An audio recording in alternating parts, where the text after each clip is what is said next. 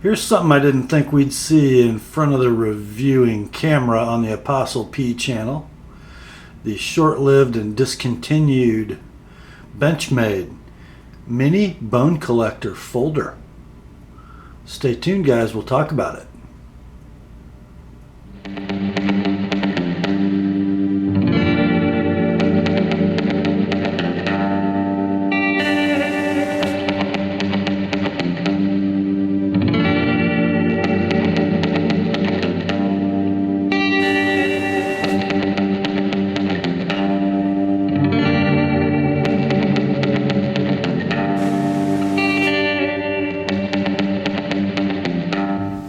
Hi gang, Rob here. It's the evening of 6 February 2014, and yes, we are going to look at the Benchmade Mini Bone Collector.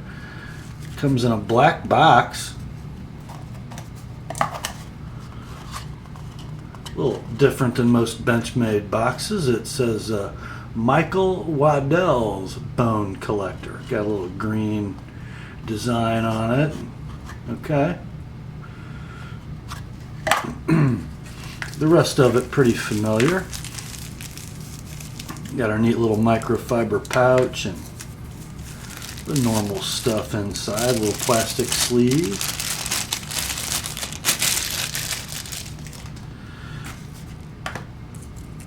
Axis lock tag. And the knife.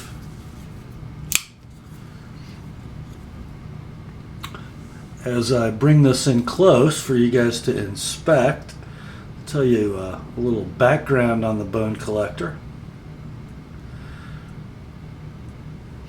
Pretty short life, I think, from like 2011, maybe 2012 through 2013. The Bone Collector series of knives, with Michael Waddell's likeness and signature on them, were, I guess mostly some existing Benchmade technology and materials sort of tailored for hunting purposes. There were some fixed blades and some folders. In the folder line there were two different sizes, both very similar to the Griptilian family in size and in construction. I gotta tell you, there are things about these knives I love, and there are things about these knives I don't love. I guess to start off with the physical dislikes, they're kind of heavy for size. This knife is sized sort of like what would be a mid-grip. It is a little bit larger than a Mini Griptilian. Blade of 2.95 inches. Handle 4.13 inches for an overall length open of 7.08. Pretty thick, even thicker than a mini grip, 0.61 inches. The weight 3.46 ounces with D2 steel and a stock thickness of 0.115 inches, 115 thousandths. We are fully stainless steel lined and skeletonized with some, take them or leave them. They are some 3D machine contoured G10 scales. This knife also available in a stabilized wood scale. The pattern that is milled into this G10, I guess, is to replicate a rib cage. So I love the D2 blade. I mostly love the textured and contoured G10 handle. By the way, we also have sort of a gear pattern Zytel backspacer, or fiberglass reinforced nylon. We have my favorite clip, the Parkerized split arrow, of course the axis lock mechanism. So a little chunky for size in both handle thickness and in weight, but at 3.46 ounces, not bad. Especially since it's purposed as more of a small folding hunting knife than an EDC blade. I think it Does okay in an EDC roll, however. The one thing, though, that I really don't like about the Bone Collector series is that they are the Bone Collector series. Not that I consider it out of Benchmade's realm to make a hunting knife. Not at all. I'll just say this as nicely as I can. I am not a fan of Michael Waddell. I am a hunter.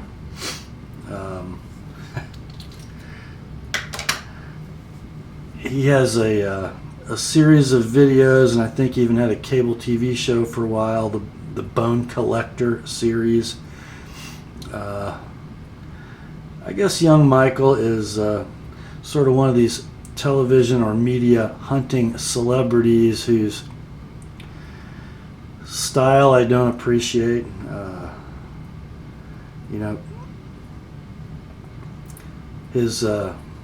His demeanor after taking an animal sort of resembles an end zone touchdown dance by a flamboyant football player. Not in my mind super appropriate for harvesting one of God's creatures over whom He's given us domain. Anyway, so a knife that I really never sought out to buy just because of how it's trademarked. The weight, the chunkiness of the handle I can overlook. And by the way, the Bone Collector series has been discontinued. A year or so ago, a little over a year, Benchmade bought Lone Wolf Knives, who also made some hunting knives, and both the Bone Collector line of Benchmades and the Lone Wolf product line have been discontinued, and now Benchmade has a new line of knives for 2014 called the Hunt series. So this knife is gone, and at this point I consider that sort of a bad thing. They don't make a Hunt series knife exactly like this, and it's kind of too bad, and I'll sort of get into why. First of all, there's one other aspect to this knife I didn't mention in my dislikes that many people have a problem with, and let's come in close and look at where the clip lies, the part of the clip that actually catches your pants pocket. It lies right in that rib cage area, and I'm going to spin it over to this side where there is no clip. See if you can get a shot of how those ribs are machined. They are very sharp on each corner. They do grab skin, and therefore they grab pants pockets and shred them. I watched numerous reviews of this knife before acquiring one myself, and kind of a universal complaint: they rip pants. And I'm going to talk first about how I came across this knife, and then I'll tell you what I did to solve it. One of my sharpening customers, Chris, has some sharpening work on the way, and he's the guy who owns that Knives of Alaska Featherlight Hunter we're still waiting on the replacement knife for.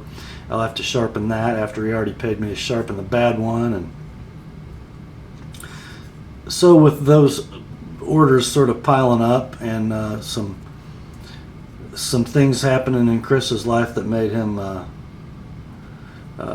need to sell a couple knives, he offered this one in lieu of payment for sharpening. And I thought, man, that's what the heck, okay, because the street price at retailers for this knife was a lot more than he owed for sharpening. So thanks, Chris. However, he did come across a pretty good deal. Now, remember, guys, this knife's been selling between $110 and $130 since it's been out. And Chris was in his local Cabela's, I believe, not too long ago, and found them in the bargain bin for that price right there. Check that out. It's pretty good, guys. So I was happy to take it, and you've probably already noticed what I did to solve this pants grabbing problem. I took the clip off and wrapped some 60 grit sandpaper around my index finger and went to town on those first two ribs. I took them down to where underneath the clip they're almost totally gone, but as you come to the side of the handle, and they do get deeper toward the edge of the handle, I sort of backed off a little bit. So if you're looking at the knife from this angle, you can't really tell I did anything. And then I sort of tested it in pocket after I did that, and I found that these ribs up underneath the clip, especially here at the corner, still started to grab the pants. So I just knocked all the corners off of them. And now, as long as you sort of give the knife a twist in that direction to keep these corners away from your pants, it just slides in and out great, still gives great retention. I'll have no problem carrying this knife. So a pretty easy modification to do.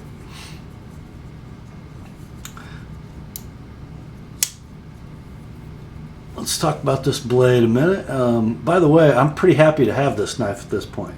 I can forgive the cheesy skull and antlers logo and the bone collector etched into this other side. You know, who cares? You notice that for about the first 10 minutes you have the knife. But what we've got here, other than a super strong handle and a very ergonomic handle, is this blade. It's kind of interesting. It's very similar to the hollow ground round hole mini grip blade, which is generally made out of 154 cm. This one is in D2, and instead of being hollow ground, it is flat ground. And it's flat ground to a very thin profile behind the edge. The reason my secondary bevel looks a little broad is because, well, you guys know I like some D2, and you know I like D2 razor sharp. So I laid this secondary bevel angle down to about 13 degrees per side with a little 18-degree micro bevel for stability. And let's just say we'll have no problem skinning any game with this thing. The sort of pronounced drop point profile is perfect for skinning, and you know, if you're working blindly in the chest cavity of a deer, it's just a great profile for doing your work. The axis lock, if you notice, is the travel slot and the tab on the back of the blade are pretty long. It's a pretty long pull to disengage that, which I kind of like, because if I am working blindly, you know, in a pool of blood in a chest cavity and I'm digging around, I don't want to accidentally, you know, knock that lock off and have the knife close on my fingers. So I like that it is a little longer travel axis lock. Here we go again, D2 in a hunting blade. It's going to get folded up and put away wet, most likely, isn't it? So it is going to be prone to rusting, but Benchmade has put on that beautiful fine stone wash of theirs over a satin blade, and it should be pretty corrosion resistant, you know, but obviously if you're going to hunt with this knife, you're going to need to wipe it down, and you're going to need to maintain it when you get home. I love the blade shape for hunting. Love it, love it, love it. And while the round hole, I would say, doesn't deploy as intuitively as most spider toes, it's not bad, especially in conjunction with the axis lock. It's kind of cool, kind of fun to play with, a lot like a Manix 2. Doesn't drop too well. It kind of catches as your fingers go around this guard area, but not bad. First one I've owned in a Benchmade with the round hole. Had a couple in for sharpening, but first one I've owned.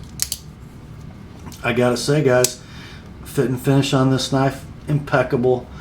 You know, every now and then you run into an axis lock Benchmade that's got some wonky issues, but it's few and far between. And this knife is very, very well constructed. It's got these sort of black oxided stainless steel liners, and they're perfectly fit to the G10, and I just like it. Let's see, before we start talking about the handle, let's see how our edge came out. I think it came out pretty well. Oh yeah.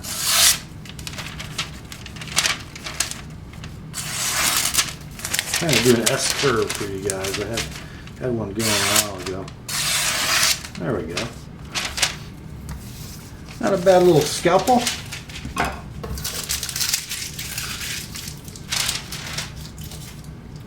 Now let's talk about this handle from an ergonomics standpoint. If you notice, it's part mini grip. What is it? The 555 HG, I think. So it's like a round hole mini grip, flat ground instead of hollow, with a handle from a Mini Presidio. But instead of being made out of aluminum or Normal GTX, it's made out of G10 and it's got a different contour. But if you look at the outside envelope of that handle, it is identical to a Mini Presidio. So it's got that great sort of short saber grip for piercing, the thumb ramp and the finger choil. Although the jimping not super effective, it's got that normal liner jimping that's almost recessed. The top of each peak is barely at the same level as the handle scales, but it does a little grabbing, and with a fairly firm pinch, there's no way you're going forward on that. Not that this is a thrusting blade shape, but the saber grip is very comfortable. You can sort of use this sideways pinch grip and come forward with the middle finger in the choil. Your index finger, there's not really a forward choil, but if you just sort of let it dangle, you can get a forward pinch grip. You can even come up with the index finger on the blade, which would be good for working inside an animal. The hammer grip, and by the way, even in the saber grip, the pinky, it's not uncomfortable, but it doesn't, every time I grab the knife, a little differently without thinking. Like if I'm a little bit back, my pinky's just sort of along for the ride. If I scrunch up, it comes on, but it's never uncomfortable. In the hammer grip, the pinky's fully on the handle, and that's very firm. And there is some pressure, if I'm in work, and there is some pressure on my pinky, but it's not uncomfortable. A lot of short-handled knives, especially with a point right here, they get a little dicey in that area. In a draw-cutting grip, very comfortable again. And in a reverse grip, very comfortable. Again, not a grip you'd probably use with this knife. There's just not a lot to complain about here. Guys, I would say for a small hunting blade, for a lightweight loadout, kind of like that Knives of Alaska Featherlight Hunter, this isn't a bad choice. It's heavier than that knife, but if that KOA knife is just a little odd for you, and you'd like to have a knife that you could carry for EDC and flex into that hunting roll, and you love Benchmade axis locks, I'd have a hard time telling you not to buy one of these, even though you're contributing to Michael Waddell's empire. Just a pretty cool knife, and I don't know if anybody else besides Cabela's is going to have these things on clearance, but a knife that we used to pay $120 for is now $50 off. Not a bad gig. So find them before they disappear, I'd say. Man, I just love that blade shape. And I love sharp D2 steel. They do run this, by the way, guys, at 60 to 61 Rockwell. So, it's not like bulletproof hard D2. You can run D2 up to around 62 or 63 and still have it be pretty tough. At 60 to 61, like Benchmade runs it, it's going to get laser sharp and it's going to be tough, and it's still going to hold an edge. Love that stuff.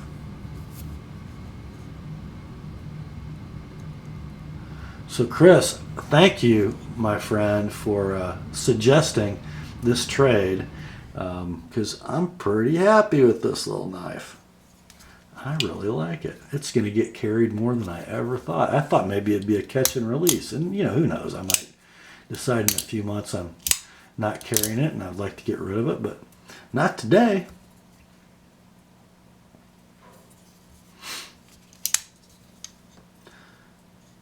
By the way, notice the ricasso.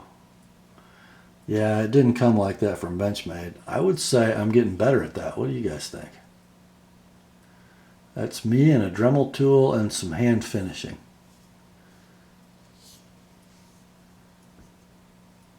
Came out pretty nice. Love this knife.